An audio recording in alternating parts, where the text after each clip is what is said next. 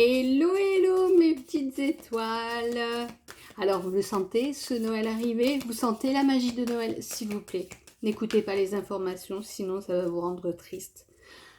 Gardez dans vos yeux les étoiles, comme les petits enfants quand ils regardent un sapin et quand ils attendent le Père Noël. Surtout, pensez à faire remonter cet enfant intérieur qui est en vous. Il a besoin de profiter, je vous ai déjà dit, les énergies de joie sont des énergies qui vous propulsent vers le haut. J'ai fait une séance d'hypnose spirituelle tout à l'heure avec une collègue de promo. Et c'est moi qui étais hypnotisée et j'ai rencontré mon guide. Et un de mes guides, on en a plusieurs, et ce guide a dit qu'il fallait nourrir la joie et qu'il n'y avait pas d'amour sans joie. Alors, soyez joyeux et aimez-vous, ok? Allez, aujourd'hui, nous allons traiter des énergies de la journée du mercredi 23 décembre avec l'oracle des miroirs. C'est un peu la tronche, ma boîte, elle a vécu. Et à la fin, nous prendrons une carte message de l'oracle des sirènes et des dauphins. Pourquoi j'ai choisi celui-ci? Parce que dans mon hypnose spirituelle, je me suis retrouvée dans une île du Pacifique. Ce n'était pas des dauphins, j'ai péri bouffé par les requins. Mais c'est pas grave, je suis là, dans cette vie pleinement incarnée. Allez, go! Première carte pour voir un petit peu au niveau du tirage général. Alors, nous avons jalousie. Bon, on va pas se prendre le chou tout de suite. On va voir un petit peu, on va chercher des renseignements, trouver les détails pour voir de quoi il s'agit. Ça peut être dans le travail, ça peut être dans la maison. On va voir ça. Allez, on la garde de côté et on va voir les suivantes. Il m'en faut 9.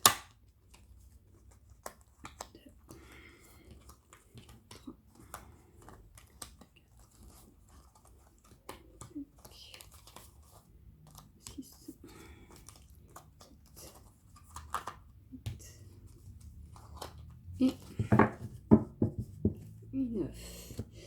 Allez, découvrons.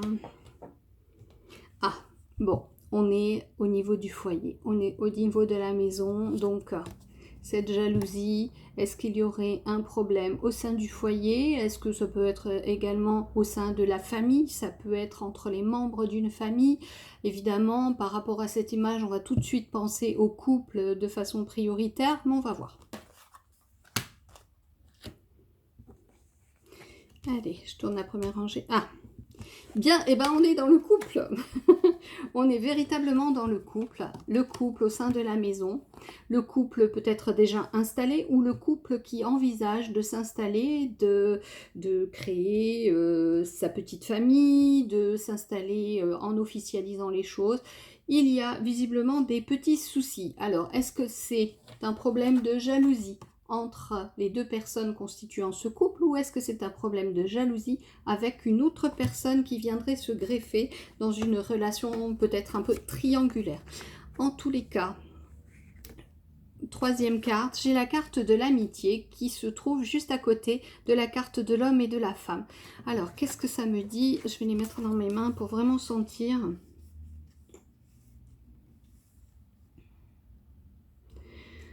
Ce que je perçois, c'est des dissensions dans le couple, comme si c'était un couple. C'est vrai que ça va limiter un petit peu les personnes qui vont regarder cette vidéo, parce que là, moi, je vois un couple qui a déjà fait un long parcours ensemble, une relation qui est usée, je ressens de l'usure.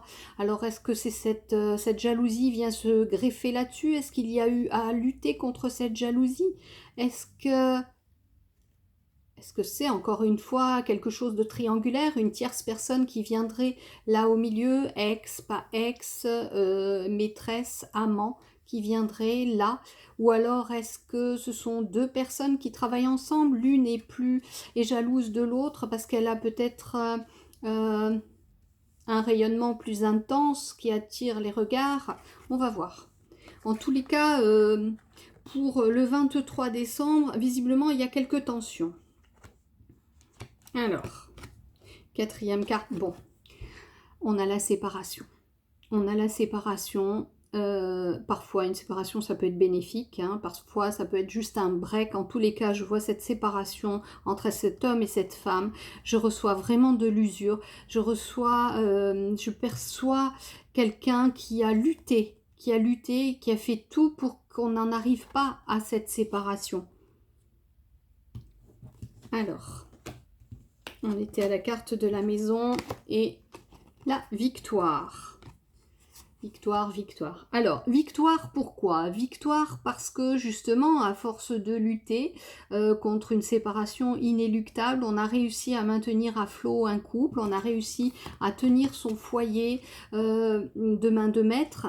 Est-ce que victoire parce qu'on a réussi à bouter au loin cette personne qui venait un peu mettre la pagaille? On dirait que... Oui, je dis bataille parce que je ressens quelque chose quand même qui s'est fait sur le long terme. On y a laissé des plumes. Il y a eu beaucoup de discussions. Cette victoire, elle a été obtenue après beaucoup de communication, après des compromis aussi. Un couple, de toute façon, ça n'est jamais une relation linéaire. Il y a forcément de temps en temps des désaccords et c'est la communication qui fait qu'on aplanit tout ça. Là, j'ai quand même quelque chose en cette fin d'année 2020, pour le 23 décembre, je ressens quand même qu'il y a eu beaucoup de tensions, probablement des tensions qui ont eu lieu à cause de la situation générale de cette année, comme si au niveau travail, au niveau personnel, tout ce qui s'était passé avec le Covid avait retenti sur l'équilibre du couple, comme si...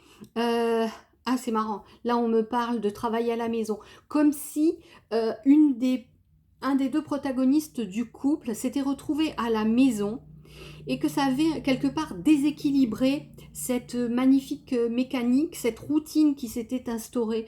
L'homme et la femme se sont retrouvés, on va dire, confrontés pour montrer qu'il y a quand même, j'emploie ce mot, pour montrer qu'il y avait quand même deux petits combats de coq là, entre l'homme et la femme. Et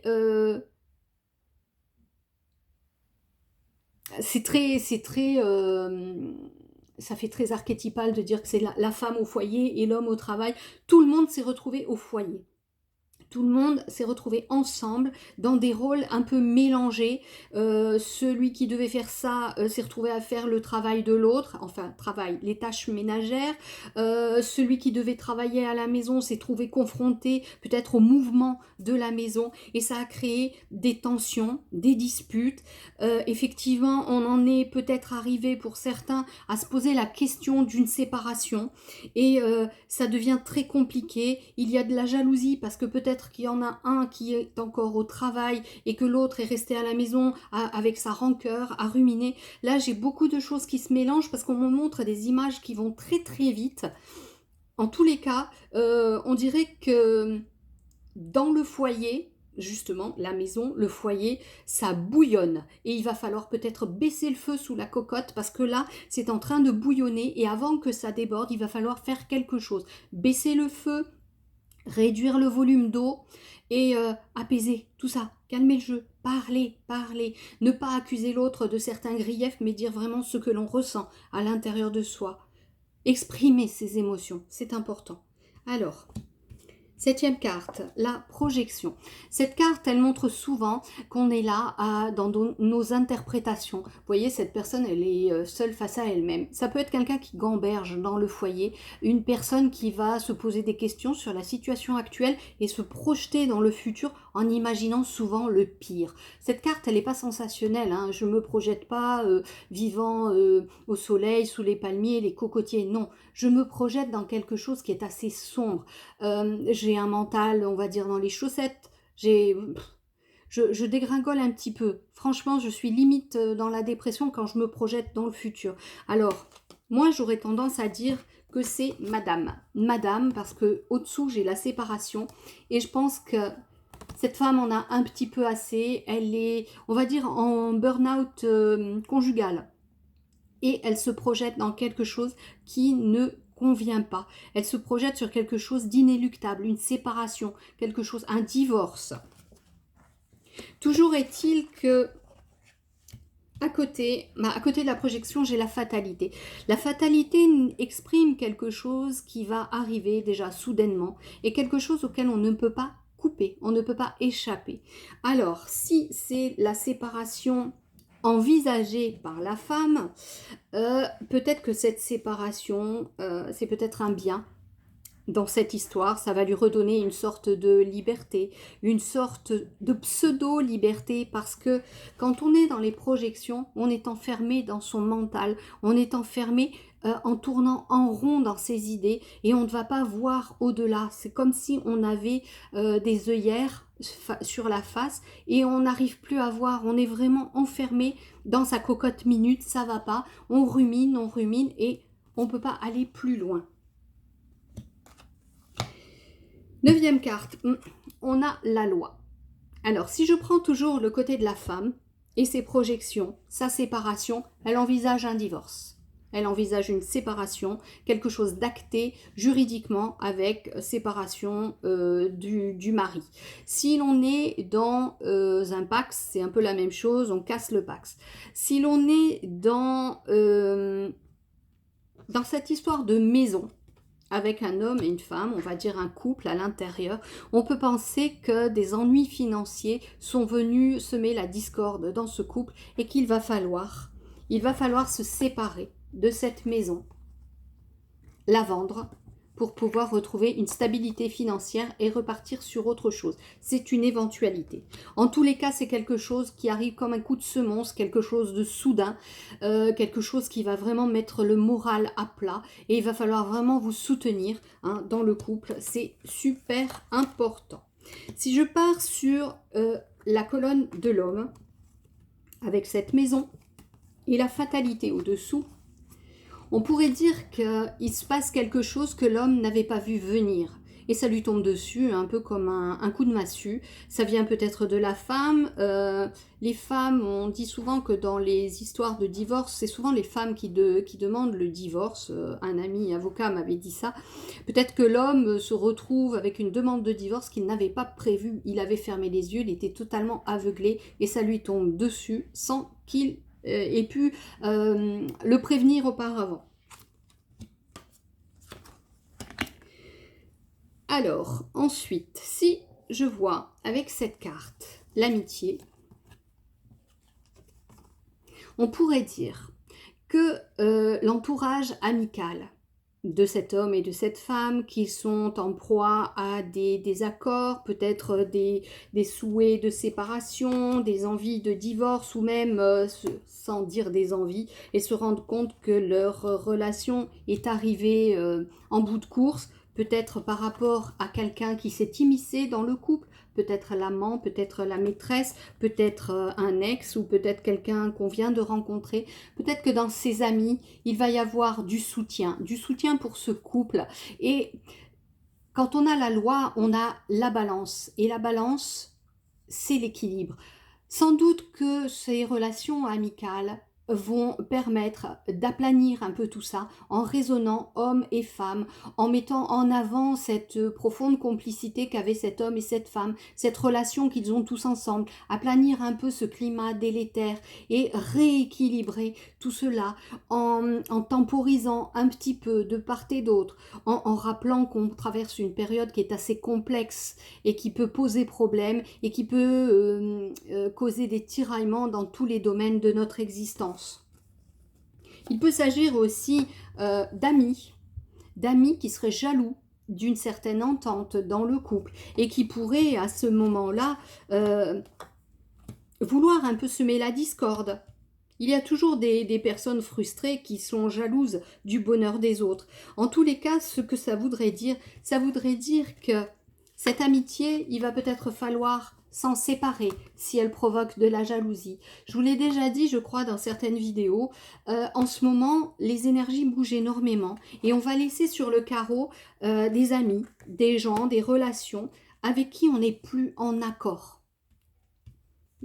Il faudra le faire sans scrupule, c'est ainsi.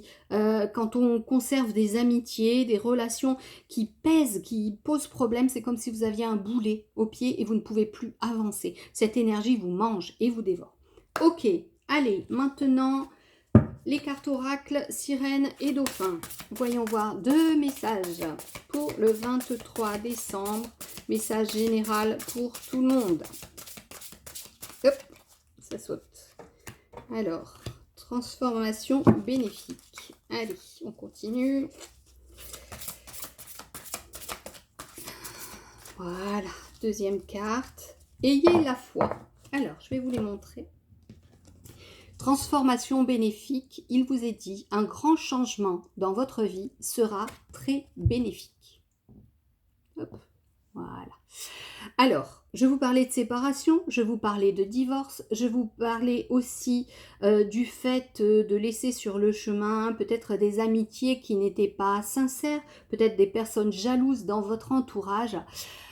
La transformation de votre cercle amical, de votre cercle sentimental va survenir de façon très soudaine et surtout inéluctable. Ça va permettre d'équilibrer votre morale, équilibrer aussi l'environnement et franchement, parfois, ça peut être vraiment très bénéfique de se séparer de canard boiteux, de langue de vipère, de choses comme ça. Si c'est dans le couple et que vous aviez cette projection, sachez que la transformation qui va survenir dans le couple, c'est-à-dire passer peut-être d'un couple stable à un homme et une femme séparés, revenir à du célibat, c'est bénéfique. Tout ce que vous vivez dans votre existence, c'est une expérience et vous en tirez des leçons. Quand vous avez la tête dans le guidon, c'est compliqué, vous vivez ça comme une fatalité, comme une malédiction, mais quelque part, quelques années après, ou voire même quelques mois, en vous retournant, vous vous dites,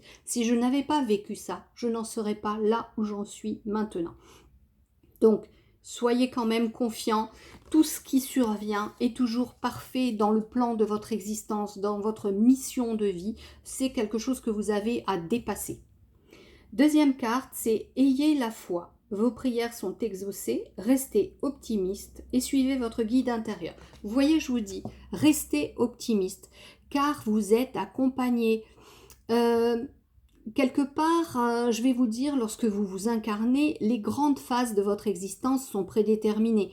Vous partez d'un point A vers un point B, vous avez quelques péages entre le A et le B, vous pouvez les emprunter ou prendre des chemins de traverse. Toujours est-il que chaque péage va vous apprendre ce qu'il a à vous apprendre et vous permettre de grandir.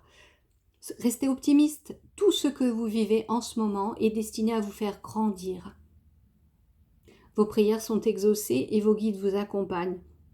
Pensez à réclamer l'assistance de vos guides, de vos êtres de lumière, des archanges, de Dieu, de Marie, de la source tout simplement. Pensez à demander l'aide d'entités supérieures qui vont vous accompagner sur votre chemin. Elles ne feront pas à votre place, mais elles vous accompagneront en vous donnant des signes, en vous donnant des petits coups de pouce, des petits coups de main qui vous permettront surtout de cesser de vous projeter dans du négatif et de voir que au bout du chemin, au bout de la guerre, il y a souvent la victoire. Et si c'est une défaite, soyez fiers de cette défaite parce que vous avez été valeureux et courageux sur tout le chemin. Voilà, je vous souhaite une bonne journée et je vous dis à très bientôt. Au revoir.